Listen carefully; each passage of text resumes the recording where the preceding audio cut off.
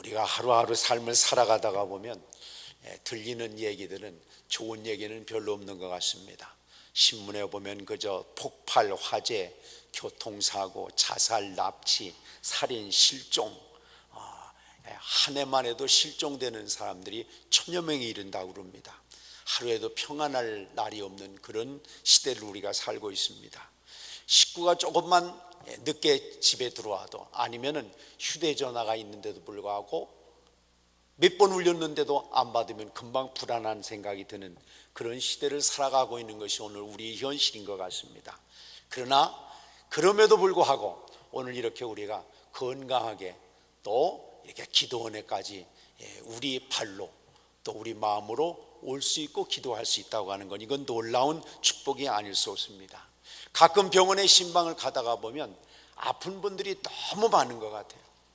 근데 병도 참 여러 가지 병이 셀 수 없는, 또 이름도 알기 어려운, 또 밝혀지지 않는 질병도 참 많이 있습니다. 이 병이 약 한 12,000가지가 된다고 그래요. 그 병을 많은 병이 있는데, 근데도 불구하고 이렇게 오늘 우리가 건강하게 또 이 기도원에까지 와서 기도할 수 있다고 하는 것은 참 큰 축복이 아닐 수 없습니다. 가만히 보면 그래요.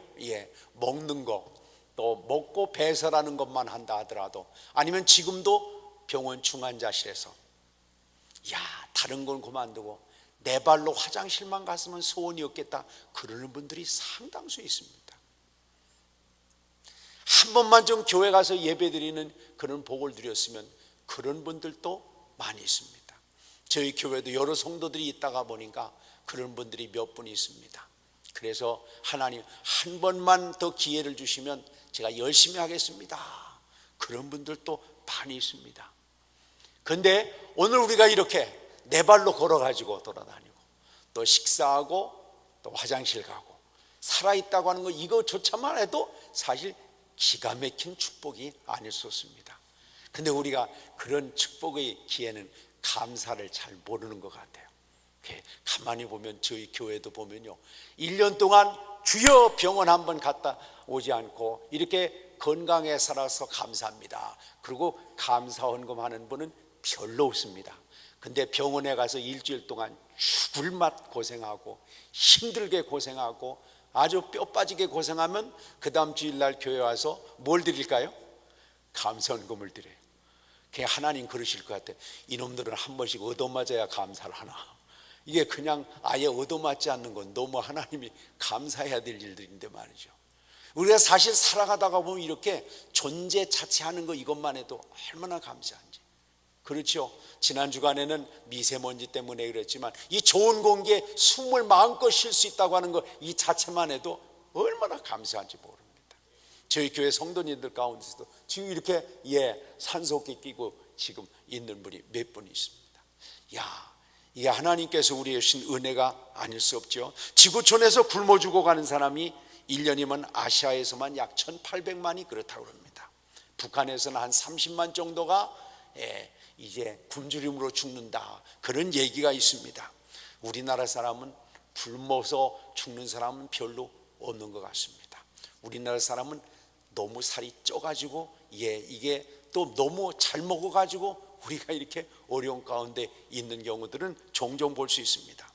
세상 사람들이 외롭게 혼자서 마음과 미움과 갈등으로 무능력과 고민으로 살고 막 힘들게 살아가는데, 우리는 감격 속에 찬송하고 감사하고 또 주님의 사랑을 느끼고 누리면서 살아간다고 하는 것, 나를 사랑하되 내가 나를 사랑하는 것보다 더 사랑하는 주님이 계시다, 이것만 생각해도 저는 가만히 자다가도 일어나서 가만히, 하나님 제가 이런 사랑을 받을 자격이 있는 겁니까?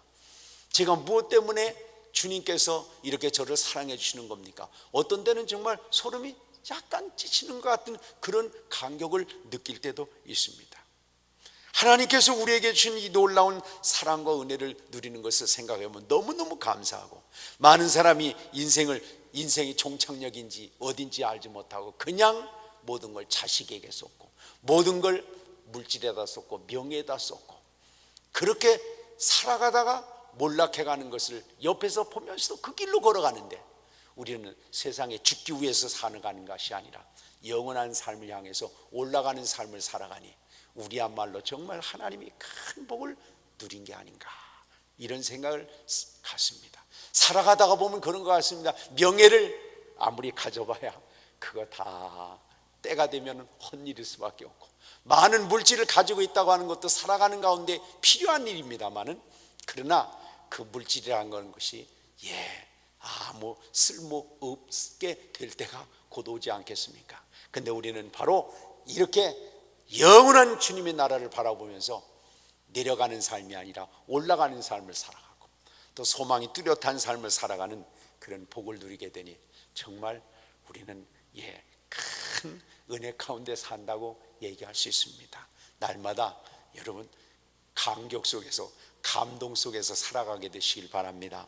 근데 오늘 성경에 보니까 이렇게 6절에 얘기했습니다. 그런데 주님은 더 큰 은혜를 주신다. 지금 받은 은혜는 이건 별것도 아니다. 하나님께서 더 큰 은혜와 축복을 준비하고 계시다. 이러니 이게 우린 정말 살맛나는 세상입니다. 그래도 어떤 권사님을 만났는데, 목사님 빨리 가야 될 텐데 이거 왜 안 가는지 모르겠어요. 권사님이 왜 가요? 가기는. 이거 몸도 쓰시고 삭신도 아프고 그냥 가야 될 것 같은데. 권사님 앞으로 좋은 일이 많이 있어요. 지금 손주 며느리도 또 봐야 되고 말이지, 지금 할 일이 많잖아요. 이 교회에서 기도할 일도 많고. 그런데 권사님 간다고 그러면 되겠습니까? 아닙니다. 더 열심히 사셔야 됩니다. 이렇게 이제 얘기를 한 적이 있습니다. 그럼에도 불구하고 우리에게는 하나님께서 주신 영원한 그 나라가 소망이 있으니, 다른 사람은 내려가는 삶을 살지만은 목사님은 올라가는 삶을 살아가니 이게 얼마나 감사한 일인지 모릅니다. 하루 열심히 일하고 저녁에 들어갈 데가 없다고 생각해 보세요. 얼마나 처량하겠습니까? 우리 영혼이 그럴 것 같아요. 아무리 이 세상에 그럴듯하게 살았다고 하더라도 이 세상을 마무리하고 갈 데가 없다고 하면 얼마나 적적한 일이겠습니까? 근데 하나님께서 오늘 우리가 이렇게 살아가는 것도 너무너무 감사한 것 같아요. 근데 하나님은 더 큰 은혜를 준비하셨다고 그래요. 더 큰 은총을 준비하셨다고 그랬습니다. 지금까지 살아온 것도 하나님의 은혜와 축복이지만 더 크고 복되고 귀중한, 앞으로 더 귀중한 일들, 많은 일들, 복된 일들을 보게 되시기를 바랍니다. 자, 그러면 어떻게 하면 이 큰 은혜와 복을 누리게 될 것인가? 오늘 성경을 몇 가지를 우리에게 짚어서 기도할 제목을 보여주고 있습니다. 7절에 보면 그랬습니다. 하나님께 복종할지어다. 하나님께 맡기고 살아가는 삶, 이 삶이야말로 하나님이 주시는 기적의 역사를 날마다 경험하고 살아갈 수 있는 좋은 기회가 됩니다. 인간의 몸은 사람의 마음에 따라서 움직이게 되어 있습니다. 근데 그 마음을 누구에게 주느냐에 따라서 인생은 전혀 달라집니다. 그런 얘기가 있습니다. 어떤 주장이 손주를 데려다 놓고 그렇게 얘기했대. 얘야, 사람의 마음 안에는 악마, 늑대, 악한 늑대하고 선한 늑대하고 두 놈이 사람의 마음속마다 다 늑대 두 마리가 다 싸우고 있단다. 그렇게 이제 할아버지 주장이 손주한테 얘기를 했다고 그래요. 그러니까 이 손주가, 할아버지, 그러면 제 마음속에도 두 놈의 늑대가 있단 말이에요. 그렇게 할아버지한테 여쭤봤습니다. 할아버지가, 그래, 네 마음속에도 늑대 두 마리가 있어. 하나는 선한 늑대고 하나는 악한 늑대야. 그래요? 그럼 선한 늑대는 뭔데요? 선한 늑대는 기쁨을 주고 평안을 주고 사랑을 주고 섬김을 주고 소망을 주고 인내를 주고 그렇게 친절을 주는 그런 가져가는 늑대야. 그러면 악한 늑대는 어떤 놈이에요? 화, 질투, 슬픔, 후회, 탐욕, 거짓, 교만, 이런 것들을 부추기는 늑대란다. 그럼 할아버지, 제 안에 있는 악한 늑대하고 선한 늑대하고 어느 놈이 이기게 될까요? 싸우면요. 그렇게 할아버지께 여쭤봤다고 그래요. 할아버지가 대답을 했습니다. 얘야, 네가 어떤 놈한테 먹이를 주느냐에 따라서, 어떤 놈한테 먹이를 주느냐에 따라서 그 놈이 이긴단다. 네가 질투하는 놈, 아주 탐욕을 가진 놈, 거짓 놈, 권모술수, 거짓말하는 놈, 그런 놈한테 자꾸 먹이를 주면 그 놈이 아주 강하게 돼서 이제는 선한 늑대를 죽이고 네가 악한 사람이 되는 거야. 근데 네가 네 안에 있는 선한 늑대를 키우기 위해서 친절하고 감사하고 사랑하고 평안하고 또 이제 위로하고 하는 그런 늑대에게 자꾸만 먹이를 주면 그 늑대가 힘이 세가지고 악한 늑대를 제압하고 너는 선한 사람이 되는 거야. 네, 그렇군요. 그렇습니다. 하나님께서 우리 마음에 어떤 것에 우리 관심을 두고 우리 신경을 쓰느냐에 따라서 우리 심령이 그 예수 그리스도의 형상을 닮아가느냐 아니면 악마의 형상을 닮아가느냐, 그것이 두 가지가 이렇게 나눌 수 있다고 봅니다. 그래서 파스칼은 인간은 중간자다, 그렇게 얘기한 것도 상당히 설득력이 있습니다.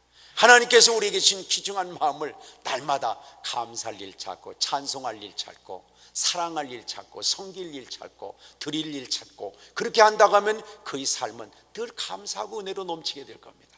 근데 꼭 봐도 교회 와서 어떤 사람은 설교 시간에 열심히 뭘 메모하고 있어요. 그래서 내가 설교를 잘해가지고 이렇게 열심히 메모할 건덕지가 좀 있나 보다, 이렇게 생각을 하고 정말 아주 마음이 흐뭇했습니다. 근데 끝나고 나서 옆에 분한테 그 옆에 있는 집사님 뭘 그렇게 열심히 그렇게 메모하는 거야 설교 시간에? 그랬더니 목사님, 그 사람이요 주보 1면부터 8면까지 있는데 설교 시간에 그거 오탈자 골라내는 거예요.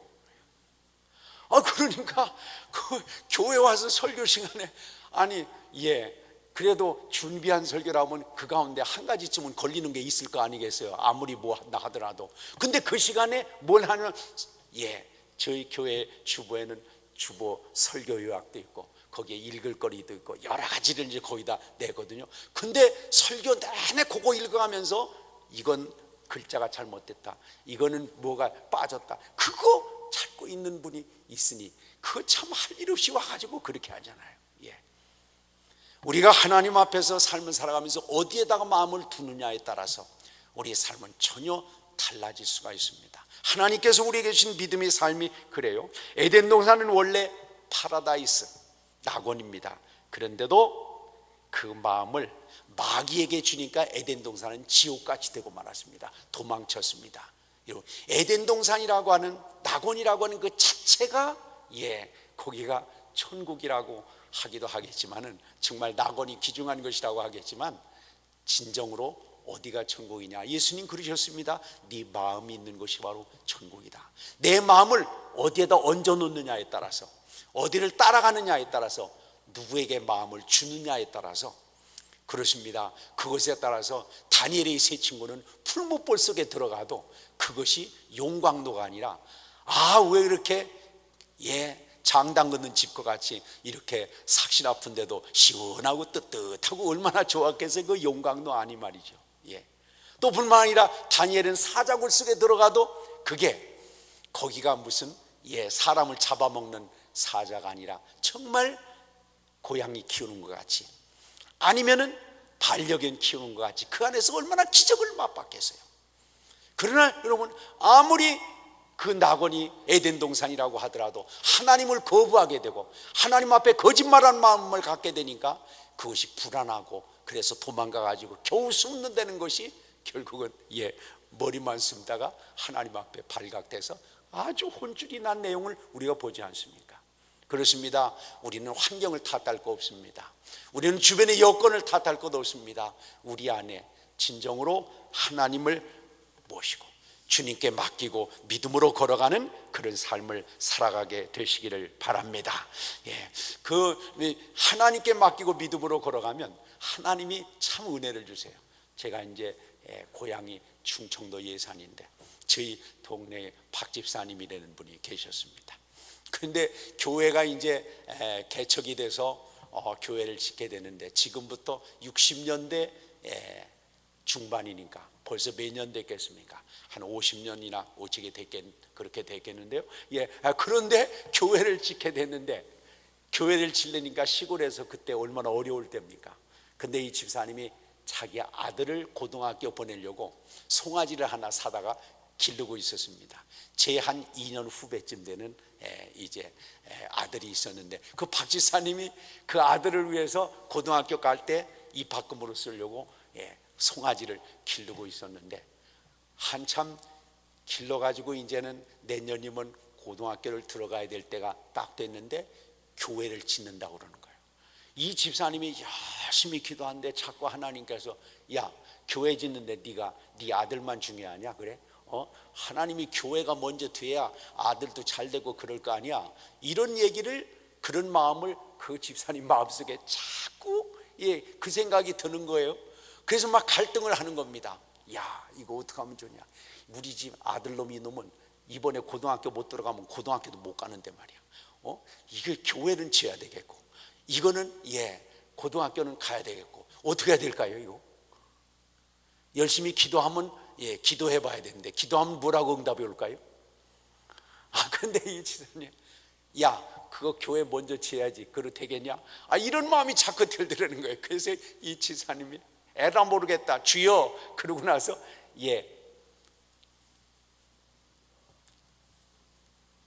송아지를 팔아가지고 교회에다가 건축원금을 하고 말았습니다. 교회에서 이제 그걸 기초로 해가지고, 그때는 뭐 흙벽돌로 지을 때니까 아마 교회를 지었습니다. 너무 감사했습니다. 그런데 동네 사람들이 다 욕하는 겁니다.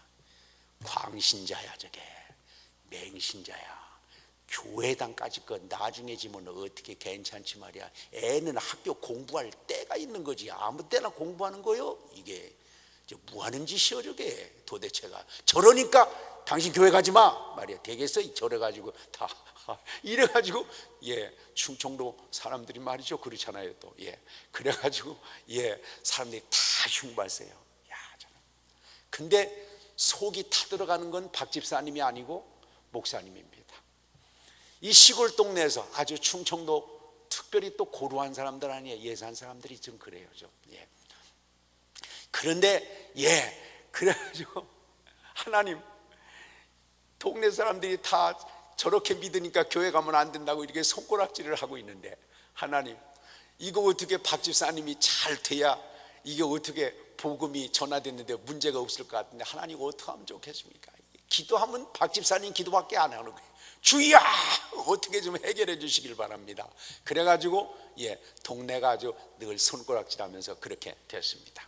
그랬는데, 그러고 나서 한참 지나고 나서 늘 목사님은 빚진 마음이에요. 하나님, 박 집사 저 어떡하면 좋아요? 저 고등학교 다들 고등학교도 못 가고 이거 말이죠. 이게 또 사람들한테 전도도 돼야 되는데. 근데 어느 날 목사님한테 전화가 따르릉 어디서 왔어요? 서울 사람한테서 전화가 와가지고, 목사님, 조금 아는 친분이 있던 분이에요. 그래서 목사님, 띠먹지 않고 속여먹지 않을 수 있는 신실한 사람을 하나 소개를 해주시면 좋겠습니다. 그게 이제 전화가 왔어요. 뭡니까? 이렇게 얘기하니까 그 사업을 하는 사람이 합덕방죽이라고 있습니다. 근데 이제 저희 집이 충남 예산 신례원에 조금 들어가는데, 거기서 한참 한 12km 정도 오면 합덕이라는 데가 있는데, 합덕당진인데 합덕방죽이라고 큰 방죽이 있었는데, 그 방죽에서 물을 뽑아가지고 서들광문이라고 해서 삽교천 그 분야에 물을 많이 대서 농사를 짓게 되는데, 마치 그때 예당평야라는 예당 저수지라는 저수지를 만들게 됐습니다. 예당 저수지라는 것은 예산과 당진 지역에 다 물을 공급한다. 그래서 예당 저수지입니다. 그 예당 저수지가 딱 만들어지면서 합덕방죽이 방죽으로서의 기능을 상실하게 되니까 그걸 다 개간해 가지고 논을 만드는데, 그걸 서울 사람이 그 방죽을 사가지고 논을 만드는 겁니다. 서울 사람이 무슨 농사를 질 수가 있어요? 뭘 질 수가 있어요? 그러니까 이 목사님한테, 그래도 띠먹지 않을 사람, 속이지 않을 사람, 신실한 사람, 이 사람을 하나 딱 소개해주면 한 몇만 평을 그 사람한테 그냥 아예 무상으로 주고, 나머지 한 10만 평 정도는 농사져서 반타작해서 올리도록 그렇게 위임을 하려고 그러니까 사람을 하나 소개해 주시기를 바랍니다. 누구 생각났을까요? 박 집사님 생각이 났어요. 그래가지고 박 집사님과 딱 연결했는데, 야, 그 다음에 곧바로 그때는 경운기 같은 거, 트랙터 같은 거 있기가 어려울 때입니다. 그 다음에 바로 경운기 사고, 트랙터 사고, 집 짓고 갑자기 사장님이 되세요, 박 집사님이. 그래가지고 아주 이러고 다니시다가 그렇게 충성하고 한 분이니까 나중에 몇 년 뒤에 장로님이 되셨고, 제 몇 년 후배 있는 그 사람은 또 신령원에다가 빌딩을 4층짜리 지어가지고요. 거기 방죽에서 나온 걸로 말이죠, 다. 그래가지고 사람들이 나중에 아이고 믿긴 믿어야 되겠구먼 그려, 충청도 사람이. 그 뭐가 있긴 있는가비요, 이렇게 사람들이 얘기를 하게 됐습니다. 그래요, 하나님께 맡기고 믿음으로 살면 하나님께서 여기 있죠, 더 큰 은혜를 주시나니. 하나님께서 우리에게 뭔가 주시기를 원하시는 하나님, 뭔가 하나님께서 우리에게 예비하시고 이끌어 주시기를 원하시는 하나님은 때때로 우리에게 힘든 테스트 과정을 주실 때가 있습니다. 근데 그게 아무나 할 수 있는 일은 아닙니다. 그렇다고 해서 하나님 앞에 거래하는 것이 아닙니다. 하나님 앞에 무슨 뭐 주거니 받거니 하는 그런 것이 아닙니다. 하나님 앞에 믿음으로 충성하고 하나님 앞에 섬기게 될 때 하나님께서 주신 놀라운 은혜와 축복이 우리가 하나님 앞에 섬기고 드리는 것 이상으로 하나님이 역사하실 줄 믿습니다. 더 큰 은혜를 주신다. 그렇죠? 그래서 저는 믿음을 가지고 살아가는 사람은 손해보는 사람이라고 생각합니다. 손해볼 마음을 갖고 하나님 앞에 서 있으면 하나님은 절대로 우리에게 손해보게 하시지 않습니다. 손해보려는 그 마음을 하나님께서 읽어주시고 거기에 플러스 알파로 채워주시는 복을 누리게 되시기를 바랍니다. 그렇습니다. 우리는 어떻게 하면 정말 하나님을 위해서 믿음을 주님 중심으로 살아갈 것인가, 그게 우리에게 중요합니다. 한 목사가 막 목사 안수를 받고 젊은 목회자가 교회에 부임을 하게 됐다고 그래요. 그래서 교회에서는 신임 목사님을 환영하는 만찬회가 열리게 됐는데 어떤 젊은 집사님 부인이 어떤 집사님이 젊은 목사님에게 다가가서 참 안 됐다는 식으로 혀를 차면서 그렇게 얘기했습니다. 어떻게 목사님께서는 이 많은 교인들을 요구를 만족시켜 줄 수 있을까? 이 힘든 일을 맡았다고 생각하니까 정말 내 아들뻘 되는 목사님이 참 마음이 안쓰러워지네요. 정말 참 안 됐다는 생각이 드네요. 그렇게 얘기를 했다는 거예요. 그렇죠. 연세 드신 집사님이 아들뻘 되는 신참 목사님이 왔는데 교인들이 얼마나 요구사항이 많습니까? 그런 것들을 다 챙길 걸 생각하니까 마음이 좀 안쓰러운 마음이 들었던 모양입니다. 그러니까 그 젊은 목사는 주저함이 없이 정색하고는 이렇게 대답을 했다고 그래요. 제가 이 교회에 온 것은 이 많은 성도님들을 기쁘게 해주기 위해서 온 것이 아니라 단 한 분만 기쁘게 해주기 위해서 왔습니다. 그것은 바로 예수님이십니다. 그렇게 고백을 했다고 그럽니다. 그렇습니다. 우리가 정말 왜 살아가다가 보면 함정에 빠지게 되고 자기 그런 어떤 분리에 빠지게 되는 이유가 무엇인가? 다른 거 아닙니다. 사람들한테 인정을 받으려고, 많은 사람들에게 칭찬을 받으려고는 욕구가 있어서 그 욕구에 매달리다가 보면 주님을 잊어버리게 되고 오히려 함정에 빠지게 되는 경우가 많이 있습니다. 우리는 무엇보다도 주님을 바라보고 주님을 의지하고 또 주님만 만족시켜드리고 주님께 영광을 돌리는 귀한 삶을 살아감으로 하나님이 가장 좋은 것으로 채워주시는 복을 누리게 되시기를 바랍니다. 또 뿐만 아니라 하나님께서 우리에게 더 좋은 것으로 주시는 것은 어느 때인가? 오늘 성경에 나와 있는 대로 8절 9절에 이렇게 얘기합니다. 거룩하신 하나님 앞에서 성결하고 통곡하며 하나님 앞에 가까이 나가야 된다. 하나님은 우리에게 생명과 능력과 축복의 샘이 되십니다. 그래서 우리가 하나님과 가까이 지내야 됩니다. 하나님과 멀 느낌을 갖게 되면 이거 심각한 문제입니다. 그래서 하나님과 가까이 해야 되는데 하나님은 거룩하신 분이기 때문에 가까이 하기가 이게 간단한 문제가 아닙니다. 그래서 오늘 8절에 보면 손을 깨끗이 하라, 두 마음을 품은 자들아 마음을 성결하게 하라. 마음을 비우지 않으면 하나님은 강제로 들어오시지 않습니다. 우리 안에 예수님을 영접해야 되는데 그 영접하기 전에 먼저 우리 마음을 씻어야 됩니다. 마음을 정결하게 하고 깨끗하게 하고 온전케 해야 됩니다. 그래서 9절에 보면 그랬습니다. 슬퍼하며 애통하며 울지어다. 회개해야 됩니다. 그건 말만의 회개가 아닙니다.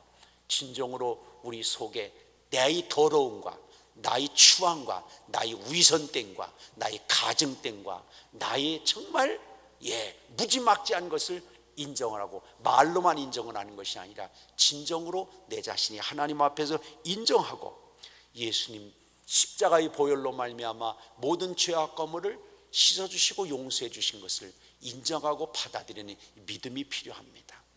오늘 우리는 삶은 그저 성공하고 축복받는 그런 것에만 신경을 쓰지 내 그릇을 준비하는데 관심을 쓰지 않는 게 오늘의 우리 형편인 것 같습니다. 무엇보다도 우리가 하나님의 큰 복을 받으려면 우리 내면의 그릇을 준비해야 됩니다.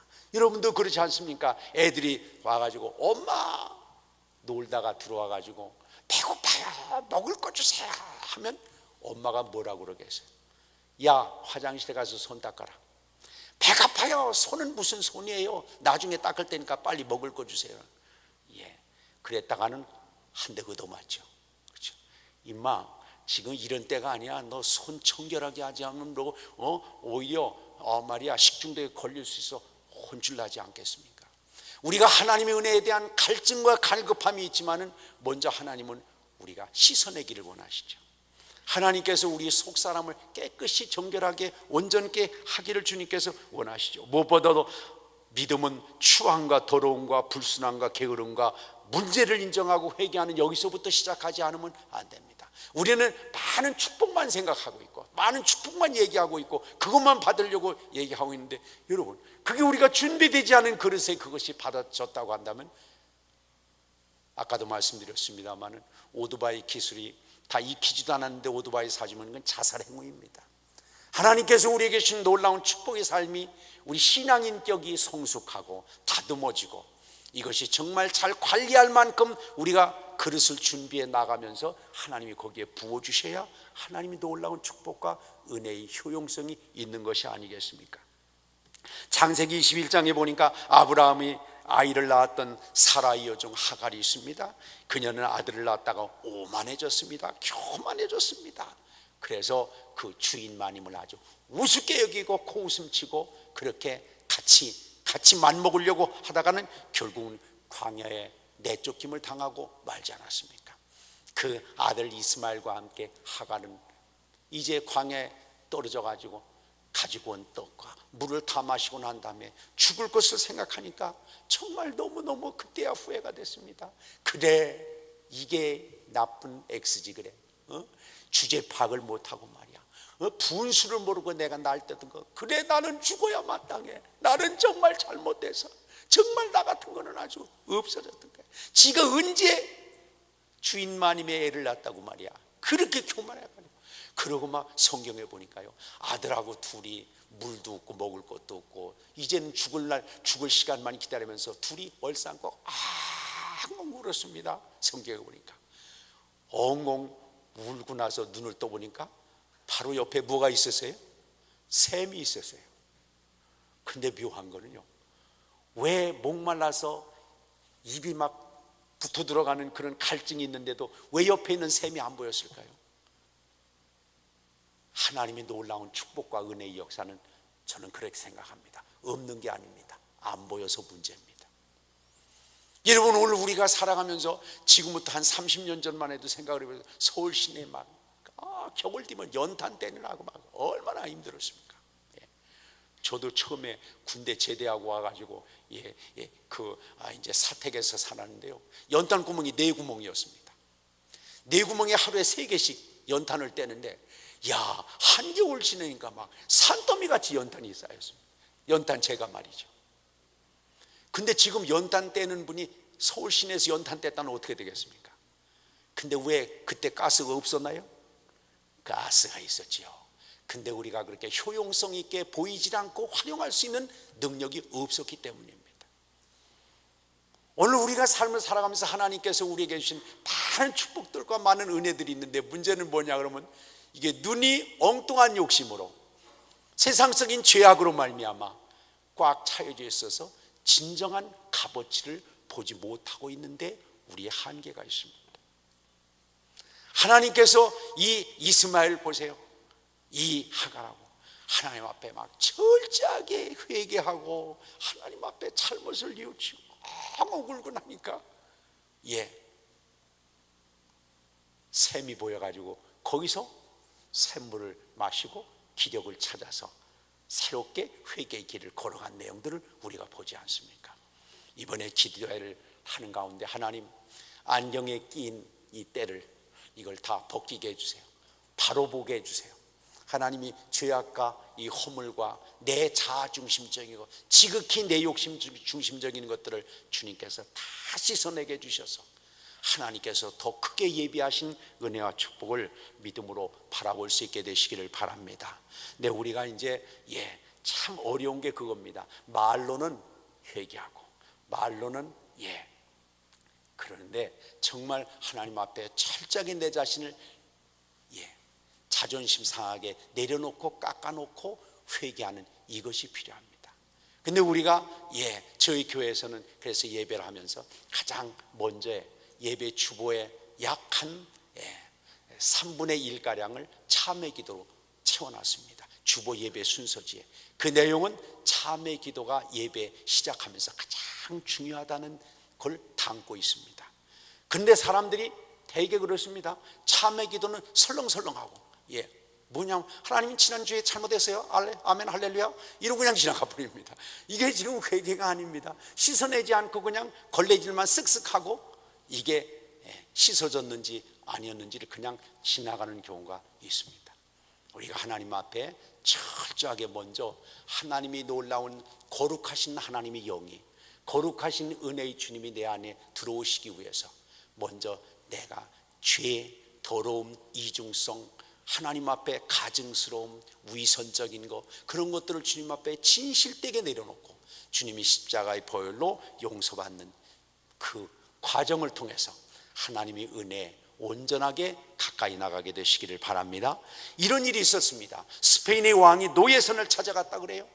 노예선을 찾아갔는데 많은 죄인들이 중죄인들이 노예선 가장 밑에 우리가 베너라는 영화가 봤었죠. 그 밑에 막 노예선 밑에서 죄수들이 사형수급인 죄수들이 노를 젓고 있습니다. 그러니까 배가 전복돼도 거기는 거의 빠져나올 수 없는 그런 상황입니다. 그래서 쇠사슬로 묶인 노를 밑에서 이제 중죄인들이 노를 젓고 있었습니다. 대부분은 사형수들이었는데 스페인의 왕이 방문 기념으로 오늘 이 스페인 왕이 한 사람 지목하는 사람을 오늘 자유인이 되게 해방시켜 주겠다. 그렇게 하면서 이 스페인 왕이 노예선의 밑으로 들어갔다고 그래요. 그래서 물어보게 됐대요. 왕이 말이죠. 그대는 어떻게 해서 여기에 와서 이렇게 노를 젓게 되었는가? 그러니까 통촉하옵소서. 저는 죄가 하나도 없는데 나쁜 사람이 의도적으로 모함하고 나쁘게 잘못 증인을 서가지고 제가 이렇게 사형수가 돼가지고 여기에 몰려오게 됐습니다. 폐하 통촉하옵소서 그랬습니다. 그러니까 스페인 왕의 쩍 보니까 알았어 그러고 지나갔습니다. 다음 노예에게 이 왕이 가가지고 너는 어떻게 왔는가 그렇게 말하니까 폐하 제가 죄는 지기는 졌지만 여기까지 올 정도의 죄는 아니었습니다. 그런데 판사가 잘못해가지고 이렇게 여기까지 오게 됐습니다. 통촉하옵소서 그렇게 얘기를 했습니다. 그러니까 왕이 통과 지나갔습니다. 한 바퀴 돌다가 몇 사람을 만났는데 노예를 만났는데 다 잘못 엮어 들어가서 그렇다 오해다 뭐다 다 이렇게 얘기를 하는데 그곳에 한 죄수를 만나게 됐습니다. 근데 그 죄수가 이렇게 얘기했습니다. 폐하 저는 큰 죄를 지었습니다. 비록 제가 평생 노를 쳤다가 죽는다고 할지라도 저는 마땅히 그 벌을 받아야 합니다. 저는 제 생명이 아직도 살아있다는 그 사실만으로도 큰 자비를 잊고 있다고 생각합니다. 그러니까 왕이 아래로 쳐다봤습니다. 그러면서 이렇게 얘기했습니다. 너 같은 죄인 놈이 말이야, 여기 죄 없는 사람들 틈에서 있어가지고는 되겠어?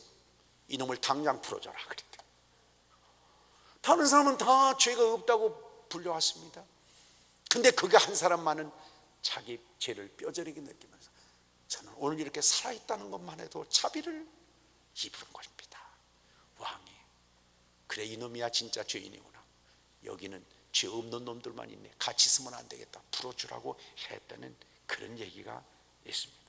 하나님 앞에서 내 자신이 진실된 모습을 인정하는 사람, 그게 수치스러운 일입니다. 사실 그거 아무나 할 수 있는 일은 사실 아닙니다. 어떤 사람이 진정한 겸손은 그랬다 그래서 자기가 못났다고는 다 그렇게 얘기합니다. 저같이 부족한 종이, 저도 그럴 때가 있습니다. 이제 부족한데요. 근데 우리 교회 집사님이 와가지고 조 목사 정말 부족하시오, 그만하시오, 이렇게 얘기했으면 정말 제 마음이 어땠을까요? 근데 어떤 성자가 프란시스인가 그런 얘기를 했어요. 가장 자기 족수가 비난하는 것까지도 그걸 받아들여서 내가 그걸 소화할 수 있을 때 그 사람은 진정한 겸손이다. 제가 부족합니다, 이거는 가면을 쓴 거지 실질적으로 그게 겸손한 것이 아니다, 그런 얘기를 했습니다. 하나님 앞에서 이 회개는 바로 그런 거죠. 진정으로 하나님 정말 다른 사람들이 나의 잘못을 얘기했을 때 그것을 변명하거나 그것을 면피하거나 이유를 대는 것이 아니라 솔직하게 아예 정말 내놓고 주님 앞에 회개할 때 하나님께서는 오히려 그걸 통해서 주님이 주시는 은혜의 새로운 방향으로 오늘 성경에 나와 있는 대로 더 큰 은혜를 주시는 은혜와 축복의 삶을 살아가게 될 줄 믿습니다. 자, 이게 몇 가지가 나와 있는데요, 하나님께서 이렇게 우리에게 하나님께 맡길 때, 회개할 때, 또 여기 보면은 6절에 보면 교만한 자를 물리치고 겸손한 자에게 주님은 은혜를 주신다 그랬습니다. 하나님을 진정한 주인으로 모시게 될 때 하나님은 지금 있는 것보다 더 크고 귀중한 은혜의 삶을 아름답게 갖고 갈 수 있는 기회를 주십니다. 사람이 하나님 앞에서 왜 교만하냐? 자기를 만드신 주인을 몰라가지고 그렇습니다. 자기 스스로 살아가는 줄 알고 착각하기 때문에 그렇습니다. 주 앞에 낮춘다고 하는 것은 하나님을 주인으로 인정한다고 하는 그런 뜻이 되겠습니다. 이런 얘기가 있습니다. 자동차 정비사가 자동차를 말끔하게 정비해 갖고 드라이브를 확 나섰다고 그래요. 강변을 따라서 휘파람을 불어가면서 드라이브를 쫙 하고 있는데 내려서 풍경을 보고 사진을 딱 찍고 이제는 차에 올라서 타려고 하는데 차가 이상합니다. 시동을 걸어봤더니 시동이 걸리지 않습니다. 벌써 오래나 한 100년 전의 얘기일 것 같습니다. 끙끙대고 있었습니다. 야, 이거 차가 왜 이럴까? 그 사람이 다른 사람이 아니라 정비공입니다. 자동차. 나만큼 자동차에 대해서 아는 사람이 없는데 야, 이거 어디가 고장난지를 알지 못하겠네. 그래서 끙끙대고 있었습니다. 그때 지나가던 승용차가 딱 가다가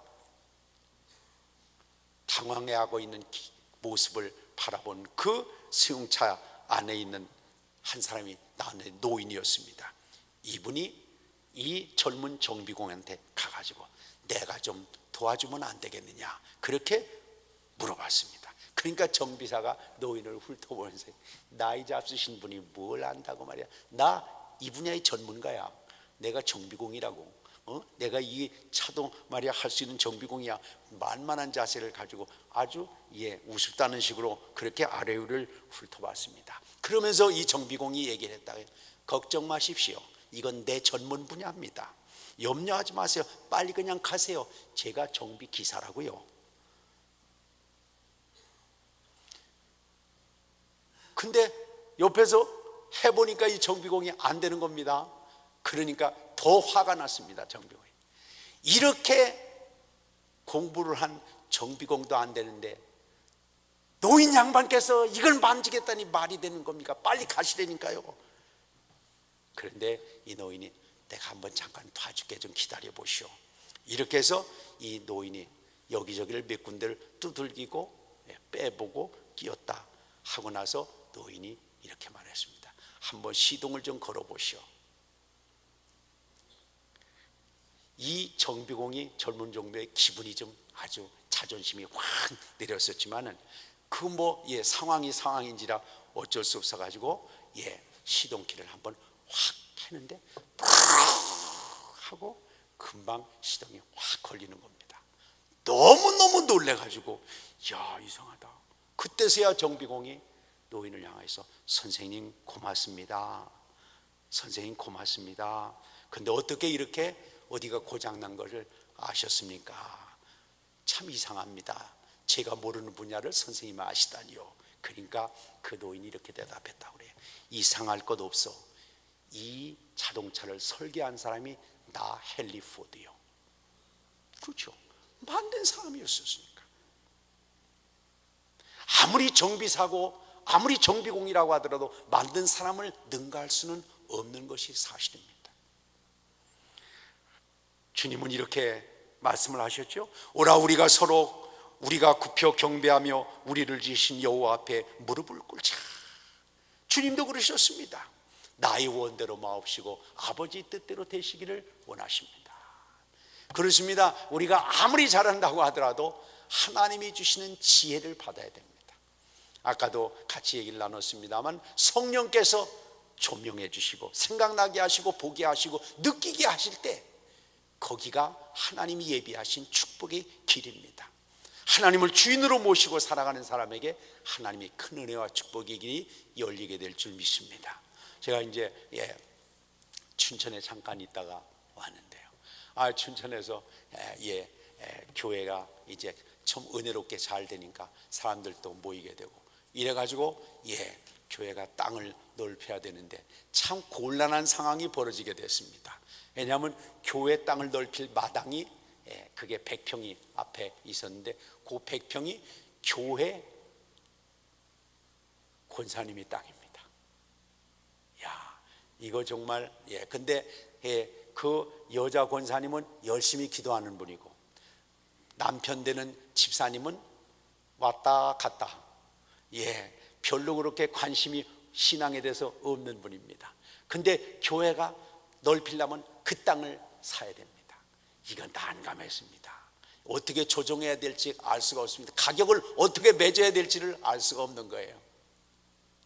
그래서 기도하는데 먼저 이렇게 하나님 저 권사님 저 땅 팔아가지고 잘 되게 해주세요. 잘 되게 해주세요. 우리는 싸게 해달라고 얘기할 수가 없어요. 싸게 해주면 까딱까딱 그 권사님 교회 못 나와요. 그 남편한테 그럴 상황입니다. 그러니까 이거 싸게 할 수도 없고 어떻게 할 수도 없고 막 이래가지고 하나님 이거 어떻게 좀 복받게 해주세요. 그런데 정말 예상 이상으로 그 권사님이 어떻게 남편을 그냥 이렇게 저렇게 이렇게 했는지 말이죠. 그 당시에가 한 7천만 원인가 그렇게 해서 그게 아마 한 1억 4, 5천 가는 땅이었을 것 같아요. 그 당시에. 근데 한 7천 정도 아마 그렇게 한 것 같아요. 벌써 80년대 후반이니까 오래됐잖아요. 근데 그래가지고 그 권사님 결국은 교회가 그걸 샀습니다. 근데 그렇게 하면 또 사람들은 별 사람 다 있어요. 그게 그렇게 정말 싸게 잘 교회 유리하게 해 주셨는데도 불구하고 또 이상한 얘기를 하는 사람이 옆에 꼭 한두 사람은 있어요. 또 그래가지고 상처를 받기도 하는데, 근데 저는 그때부터 이제 기도하는 거예요. 하나님, 저 권사님 저거 팔아서 잘 돼야 돼. 하나님, 저거 팔아가지고 손해 났다든가 무슨 문제가 발생됐다면 하나님 이거 어떻게 하면 좋아요? 이러면 정말 그 권사님 신앙도 그렇고 그 문제도 크지 않습니까? 어떻게 하면 좋겠어요? 주여 좀 잘 좀 인도해 주세요. 그래가지고 또 그게 기도의 제목에 큰 중요한 걸 차지하고 있었습니다. 그러고 나서 그럭저럭 해가지고 2년 정도가 흘렀는데 어느 날 권사님, 목사님 감사합니다. 뭐가 그렇게 감사해요? 그거 팔아가지고 속초에다 땅을 사놨는데 그 옆에 고속도로가 나면서 땅이 4배로 올랐어요. 아이고 너무너무 감사해요 목사님. 제가 그래서 그런 생각을 해봤어요. 야, 그렇구나. 하나님을 주인으로 모시고 성령이 인도하신 가운데 내가 좀 손해난다, 정말 하나님께 뭔가 드리고 바치고 주님께 영광 돌리는 모습으로 살아가게 되면 하나님께서 정말 증거를 보여주시는구나. 거래가 아닙니다. 이거는 하나님은 거래하시는 분이 아닙니다. 우리 전적인 헌신과 충성을 보시면서 하나님은 좋은 것으로 갚아주시는 하나님의 놀라운 은혜가 바로 거기 있구나, 그런 것들을 느끼게 되었습니다. 하나님께서 우리 안에서 성령님을 통해 감동을 주실 때가 있어요. 하나님께서 네가 좀 손해봐라, 아니면 네가 좀 앞장서서 헌신적으로 해라, 아니면 네가 정말 하나님 앞에 지금 기도할 때다. 하나님이 우리 마음속에 감동을 주시고 깨달음을 주실 때가 있습니다. 그때 하나님 우리에게 사인을 주시는 거예요. 하나님께서 우리에게 뭔가를 준비하셔서 그걸 주시기 위해서 한번 우리를 건드려 보시는 것입니다. 그럴 때마다 하나님을 주인으로 모시고 살아가게 되시기를 바랍니다. 그런 믿음에 하나님은 반드시 좋은 열매를 주십니다. 창세기 24장에 보면요, 아브라함이 종을 불러다가 내 며느리를 구해야 되겠어, 내 아들 이삭이 있는데 이 며느리를 구해야 되니까 네가 가가지고 내 고향 쪽에 가가지고 거기 가면 우리 친척 관계가 있을 테니까 여기 이방신을 먹는 이 본토 엉뚱한데 이 하지 말고 말이야, 고향에 가가지고 내 며느리를 하나 골라와라, 그렇게 얘기를 했습니다. 이 종이 황당했어요. 아이 주인님, 제가 어떻게 며느리를 간택해서 데려올 수가 있겠어요? 혹시 제 마음에 든다고 하더라도 그 본인이 안 된다고 하면 어떻게 되겠어요? 근데 아브라함이 그렇습니다. 우리 같았으면 그렇잖아요. 종이 골라오는 건 아니래도 아들이 직접 골라와도 우리가 마음에 들어요, 안 들어요? 안 들어요. 야 네가 말이야 이게 아니면 호적을 파가라 그러는지 말이죠. 이래가지고 막 이런 경우가 있잖아요. 근데 아브라함은 기도하면서 자기 며느리를 선택하는데 아들한테 골라오라고 한 것도 아니고 누구한테 골라오는 것도 아니고 그렇게 종한테 시켜가지고 가면서 그랬습니다. 네가 가는 앞길에 하나님이 먼저 가실 것이다, 하나님이 준비하실 것이다, 너는 그것만 따라가면 됩니다. 야, 어떻게 그럴 수가 있을까? 우리는 우리 취향과 우리 마음 그것에 좌우될 때가 얼마나 많은지 알 수 없습니다. 그래가지고 마침내 가가지고 이제 라반의 집에 가가지고 이제 그 얘기를 하지 않습니까? 그러니까 이제 라반과 부두엘이 그 리브가를 이렇게 봐가지고 하나님이 선택한 것 같습니다. 하나님께서 허락하시는 이제 인도해 주신 것 같습니다. 그러니까 라반과 부두엘도 이 리브가의 아버지 오빠가 뭐라고 그러냐면 이 일이 여호와께로 말미암았으니 우리는 가부를 말할 수 없노라. 저는 이 성경을 읽으면서 그런 생각, 우리 같았으면 그렇습니다. 정말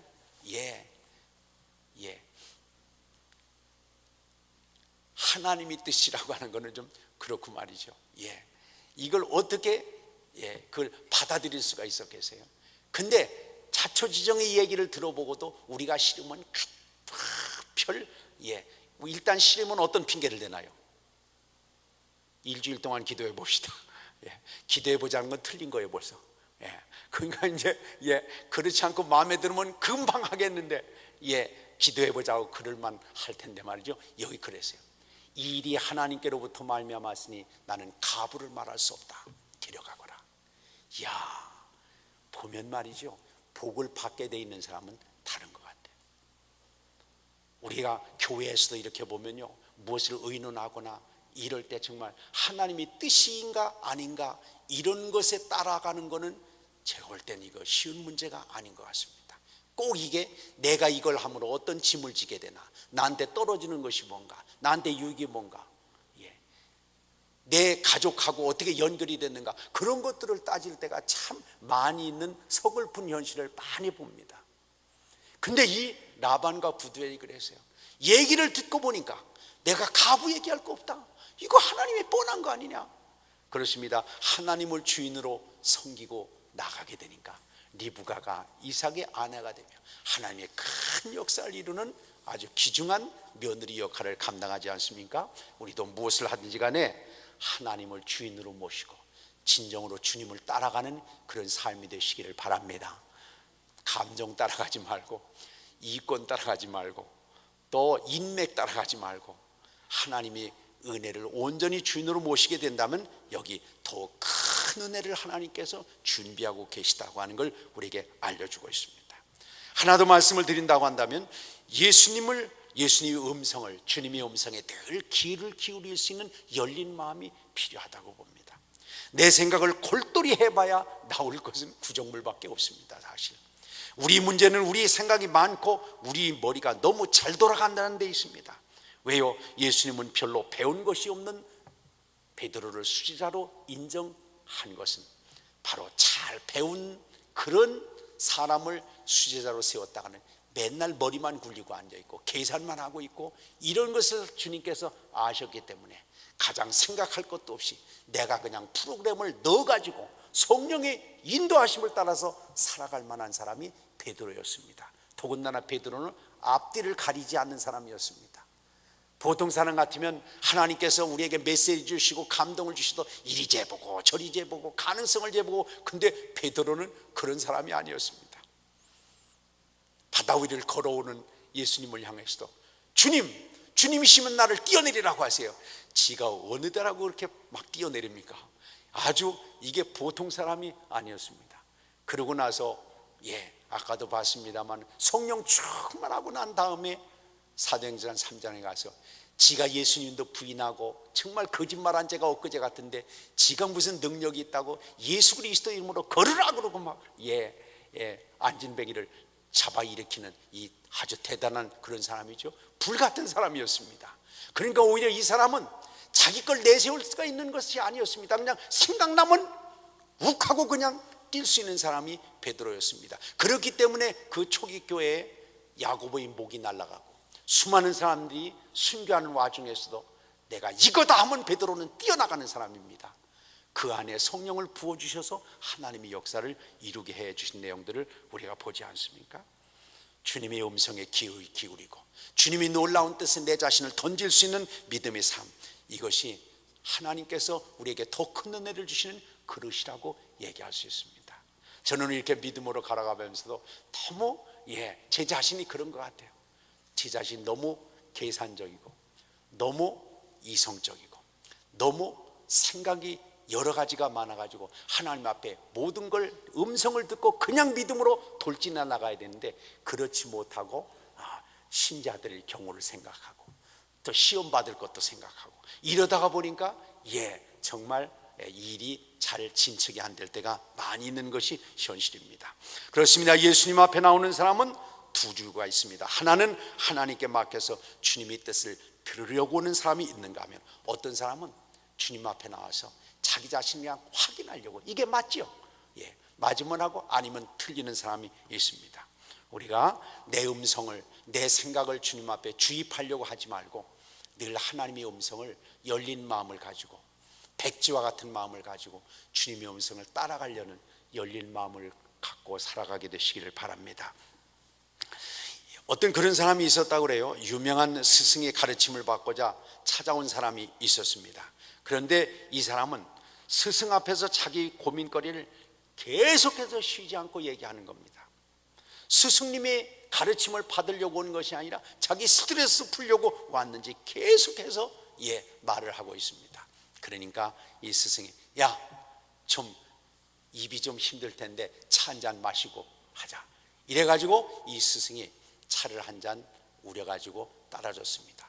그런데 이 잔을 받고 있는 제자, 찾아온 사람이 잔을 받고 있는데 스승이 계속 물을 따라가지고 물이 철철철철철, 선생님! 그래도 따릅니다. 물이 넘치잖아요. 그래도 따릅니다. 그때 선생님, 네 입에서 나오는 말이 그거야. 내가 너에게 귀중한 것을 채워주고 싶고 좋은 진리가 네 안에 자리 잡게 하고 싶어도 네 마음 안에서 너무 네 자신이 흘러나와서 정말로 필요한 것들을 네가 담을 수 없구나. 그러니 좀 열린 마음을 가지고 또 사모하는 마음을 가지고 하나님 앞에 서야 된다. 그런 교훈을 주었다는 얘기가 있습니다. 우리가 믿음을 갖고 살아가면서도 또 오래되면요, 이게 뭐랄까요, 이게 너무 생각이 많아지고 계산이 많아져서 인본주의적으로 살아갈 때가 참 많이 있습니다. 처음에 예수님을 믿고 나서는 금방 믿음으로 걸어가는데, 그렇지 않고 시간이 흐르고 난 다음에는 정말 하나님 앞에 기도하고 모험적으로 주님 앞에 맡기는 경우가 그렇게 흔치 않습니다. 저희 교회에 그런 일이 있어요. 벌써 저희가 저희 교회에 온 지가, 담임 목사로 온 지가 지금 29년째 되는데 벌써 온 지 그렇게 됐죠. 근데 그 오고 나서 저희 교회가 이제 교회를 지어야 된다는 것 때문에 전임 목사님이 교회를 지으려고 노력을 했었는데, 이게 교회가 여의치를 않았습니다. 왜냐하면 땅이 여의치를 않아요.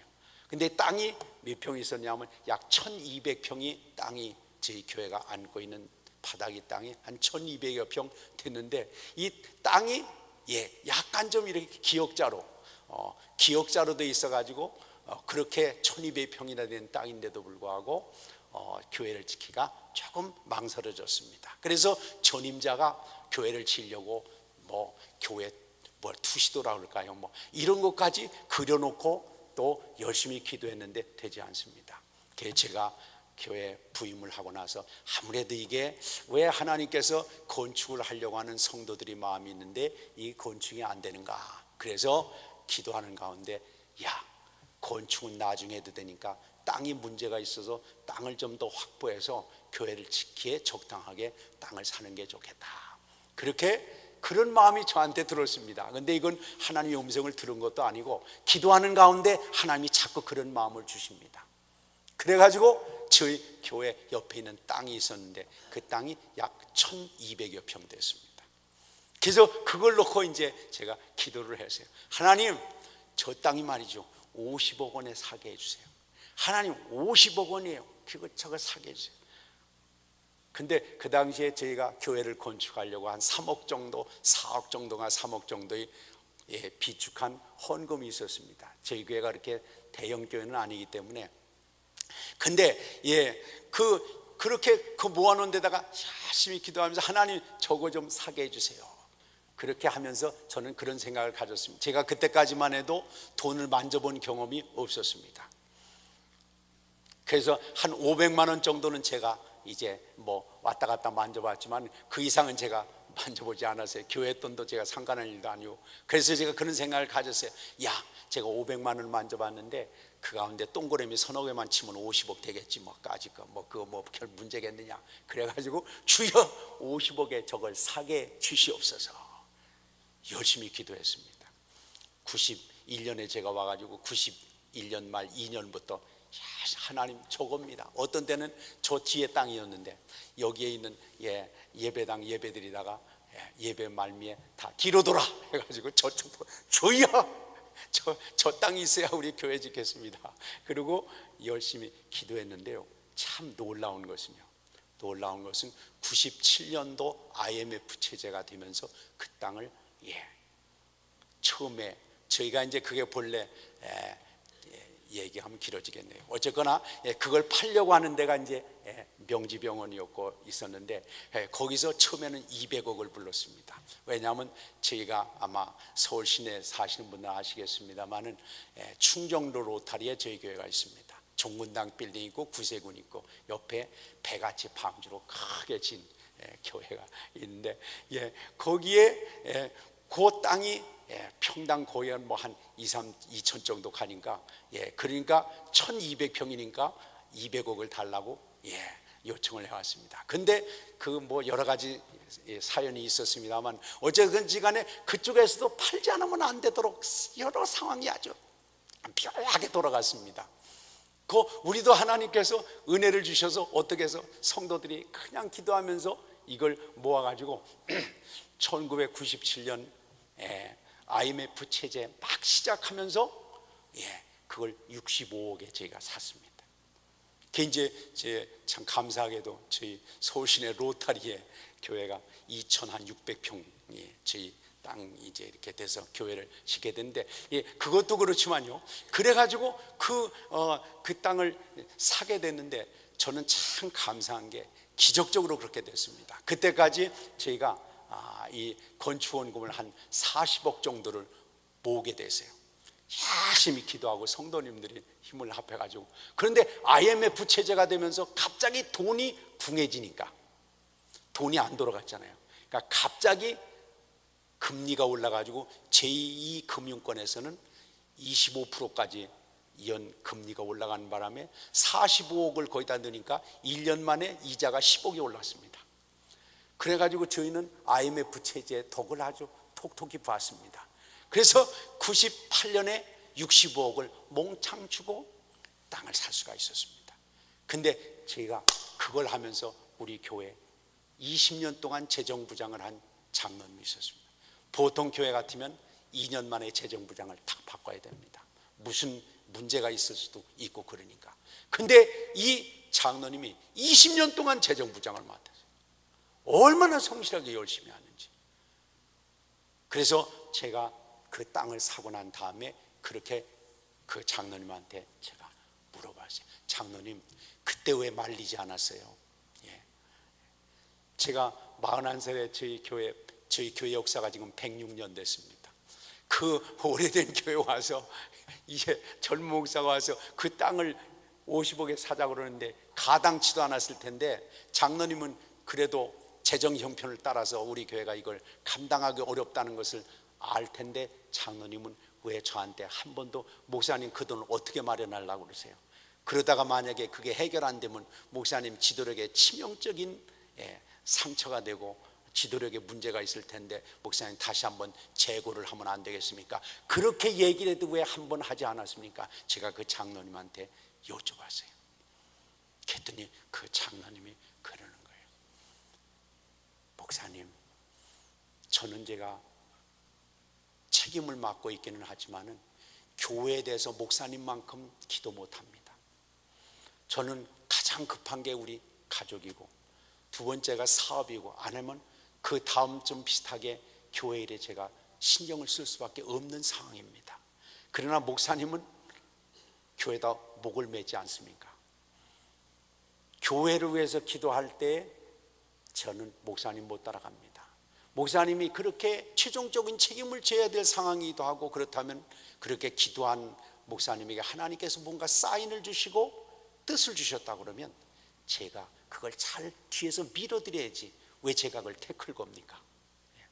하나님께서 필요해서 목사님을 통해서 그걸 이루시고자 그런 마음을 주셨다고 한다면 나중은 하나님께 맡기고 내가 할 수 있는 한때만 최선을 다해서 이 일에 이제 협력을 해야 되는 것이 일이 아니겠습니까? 저는 너무너무 감사해서요. 한 2개월 전에 그 원로 장로님 이제 돌아가셨는데 정말 제가 그 장례식장에서 울었어요. 야, 이렇게 귀중한 장로님이, 정말 놀라운 장로님, 귀중한 장로님, 이런 얘기를 보통 같아서 그래요. 목사님 그거 어떻게 책임지려고 그렇게 하세요 말이죠. 지금 이게 사회가 우스운 줄 아세요? 이게 뭐 이 교회가 거덜나면 누가 책임질 거예요? 이러고 달려드는 사람이 일반적입니다. 근데 그 장로님이 그러셨어요.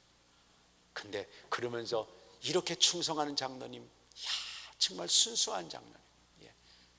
저보다도 나이가 거의 한 20살 정도 많으니까 아마 아들뻘은 안 되겠지만, 그렇게 되는 젊은 목사가 아무것도 몰라가서 방방 뛰면서 저거 산다고 난리 피니까 이거 얼마나 또 우습게 여길 수 있겠어요. 근데도 불구하고 장로님이 한 번도 부정적인 얘기를 안 하는 겁니다. 그 놀라운 일이죠. 그런 하나님 저런 분을 복을 주셔야 될 텐데요. 근데 놀라운 일은요, 그렇게 충성하는 장로님에게 하나님이 기회를 주시는 것 같아요. 그 큰아들이 있는데, 큰아들이 있어서 열심히 그렇게 충성하고 열심히 섬기는 장로님이, 아들이 대학을 시험을 보게 됐습니다. 붙었을까요? 떨어졌을까요? 예? 열심히 충성하는 장로님 아들이니까요. 붙었죠? 근데 2차에 붙었어요.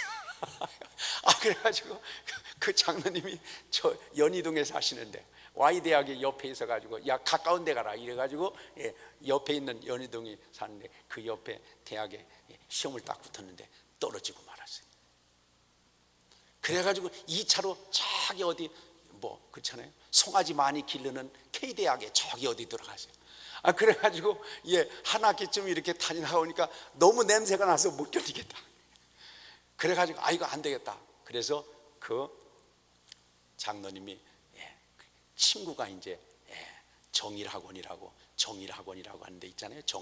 그 원장이었대요. 그래가지고 야, 이거 우리 아들이 말이야, 이거 아무래도 재수해야 될 것 같은데 해가지고 어떻게 좀 될 건지 한번 좀 데려다가 다시 재수시켜야 되겠다 이래가지고 정일학원에 자기 친구가 원장이니까 거기 집어넣대. 그랬더니 그 원장이 테스트를 해보고, 야, 이거 1년 공부해봐야 지난 학기보다 성적 더 나올 가능성이 없다 이래가지고 또 그냥 한 달 다니다가 말았대요. 그래서 이걸 어떻게 하면 좋을 건가 이렇게 생각을 하고 있는데, 마침 그때 신촌에 있는 Y대학에서 편입생 모집이라는 공고가 났어요. 그래가지고 이 편입생 모집한다 이래가지고 편입생 딱 시험을 봐가지고 식품공학과인가 봤는데 적어도 붙었어요. 너무너무 감사한데 문제는 뭐냐 그러면 그 다음에 편입생 제도가 없어졌어요. 그 아들 편입생 될 때 딱 편입생 시험 만들고 웃어버렸어요. 그 둘째, 그 뒤에 이제 딸이 있는데 이 딸이 피아노 전공입니다. 피아노를 열심히 하는데 이제 이 피아노 열심히 하는데 또 그 장로님 연희동이니까 그 집에 이 모 대학이 있잖아요. 여자니까 이제 피아노 열심히 하는데, 그래가지고 피아노를 열심히 하는데 그 대학의 피아노과 교수가 또 저희 교회 권사님이 한 분도 있었습니다. 이제 그러긴 했는데 어쨌거나 열심히 시험 봤는데 공부해서 피아노도 잘 쳐요. 열심히 공부해서 시험 봤는데 붙었을까요? 떨어졌을까요? 예? 또 떨어져요? 그런데 근데 또 떨어졌어요 정말. 아니 목사님 창피해서 이거 말도 못하겠어요. 이거 어떻게 하면 좋겠어요? 근데 참 특이한 거예요. 그래가지고 이제 알아봤습니다. 그 우리 권사님한테 알아봤더니 그게 아주 근소하게 떨어졌어요. 그래서 이걸 어떻게 하면 좋겠는가. 재수를 하는 것도 쉬운 문제가 아닌데 그래도 불구하고 재수를 해야 되겠다 딱 하는데 입시제도가 딱 바뀌어가지고 뭐였냐면, 지금은 뭐냐면 입시제도가 입학정원제라는 게 있습니다. 그러니까 피아노과가 30명이라면 30명을 들여보내가지고 그 가운데 공부를 하든지 못하든지 10명밖에 공부 못하면 10명 그냥 졸업시키는 거고, 뭐 30명 다 공부하면 30명 졸업시키는 거, 그 입학정원제입니다. 근데 그 다음에 이거 미국식으로 닮아가야 되겠다. 그래서 입학의 문을 열어놓고 졸업을 아주 어렵게 해서 공부하는 풍토를 만들었는데, 왜냐하면 한국 대학에 들어올 때만 열심히 공부하고 그냥 들어와서는 그냥 널브러지게 놀다가 이게 공부도 안 돼서 그래서 졸업정원제라는 걸 만들었습니다. 그래가지고 피아노과가 30명 모집하는데 45명 모집을 하고 졸업할 때는 30명 졸업시키는 거예요. 그래가지고 정원이 갑자기 그 다음에 딱 넓어졌어요. 열심히 공부해가 쳐가지고 붙었을까요? 떨어졌을까요? 붙었어요. 또 근데 그 다음에 가서 입시제도가 또 싹 바뀌었어요. 이거 뭐냐 그러면 졸업정원제가 다시 입시정원제로 바뀌었어요. 그래서 그 장로님이 그래요. 죄송하긴 죄송한데요, 입시제도라는 게 우리 집 애들 때문에 왔다 갔다 하는 것 같아서 죄송하네요. 저는 가만히 그걸 이렇게 보면서 이게 하나님께서 이런 방법도 쓰시는구나. 물론 그 장로님을 위해서 그렇게 했다고는 보기가 어렵지만은, 그러나 그런 제도가 흘러가는 가운데 바로 거기에 그분을 위치하게 해놨다. 그때에 하나님께서 거기에 서 있게 해놨다. 이게 하나님의 은혜와 축복이 아니겠습니까? 하나님의 음성을 들으려고 하는 사람, 그렇죠? 하나님께서 우리에게 주신 놀라운 기회를 겸손하게 믿음으로 바라갈 수 있는 사람. 아까도 말씀드렸지만 생각을 해보세요. 그냥 60대 중반의 장로님, 41살의 교회 담임목사 아들뻘 거의 되는데 말이에요. 이게 정말 이게 이런 걸 이 사회가 보통 같으면 지가 사회를 얼마나 안다고 말이야. 산다고 안 산다고 막 젊은 게 말이야. 경험도 없는 게 막 이런다고 얼마나 보통 이랬겠어요. 한 번도 저한테 대책이 뭡니까? 물어보시라는 거예요. 하나님이 목사님한테 그런 하나님이 어떤 메시지를 주셨다면 하나님의 뜻이 있지 않겠는가? 어떤 사람입니까? 주님의 음성을 들으려는 사람에게 하나님께서, 저는 그래서 우리 교회 땅 산 거는 그 장로님 힘으로 산 거다. 그 장로님 믿음으로 산 거다. 저는 지금도 그 생각에는 변함이 없습니다. 하나님께서 귀중한 분을 아름답게 쓰시는 것. 그렇습니다. 한 번 이 땅에 와서 가지고 사람 살다가 하나님 앞에 가는 건데 그런 귀중한 것들을 남겨놓고 간다는 게 얼마나 아름답고 귀중한 일이겠어요? 그래요, 하나님은 더 큰 은혜를 주시기 위해서 준비하고 계신데 우리 믿음의 역량이 어떤 것인가, 우리 믿음의 그릇이 어떤 것인가, 그것을 주님은 주의 깊게 우리에게 보기를 원하십니다. 하나님께서 우리에게 주신 삶을 다시 한번 보면서 오늘까지도 살아오고 또 오늘까지도 생활하는 모든 것 하나님의 큰 은혜인 줄 압니다. 그럼에도 불구하고 하나님은 더 귀한 것을 준비하셨다고 오늘 성경은 우리에게 가르쳐주고 있습니다. 겸손하게 낮추면서 하나님을 인정하면서 회개하면서 세미한 음성으로 우리 안에 찾아오셔서 기회를 주시기 위해서 또다시 우리를 부르시고 인도하실 때 핑계대지 말고 미루지 말고 또 면피하지 말고 성령의 음성에 감사함으로 받아들여서 날마다 오늘 성경에 있는 것 같이 더 큰 은혜를 주시는 그 은혜를 날마다 간증하며 살아갈 수 있는 복을 누리는 우리 모두가 되시기를 축원합니다. 기도하겠습니다. 오늘 말씀을 생각하면서 그렇습니다. 오늘까지